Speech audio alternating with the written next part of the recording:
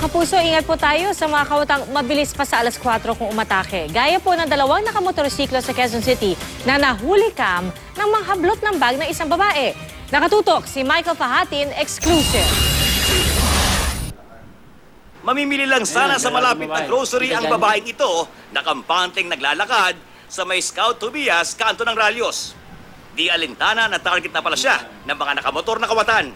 Masdan ang mga naka-helmet na suspect na biglang nag-U-turn at parang buitring sumalakay.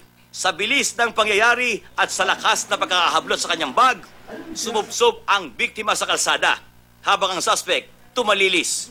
Matagal bago nakatayo ang biktima hanggang sa may tumigil ng kotse at nilapitan na siya ng ilang residente.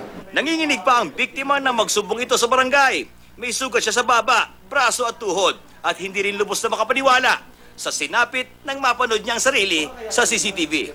Tumanggi na siyang humarap sa kamera at agad na dinala ng chairman ng barangay sa ospital. Paitingin pa namin lalo ang aming pagpapatrolya, magdadagdag kami ng mga sasakyan, magdadagdag kami ng mga security guard, at mas magiging successful ito kung makikipagtulungan din ang ating mga kababayan. Michael Fahatin, nakatutok, 24 oras.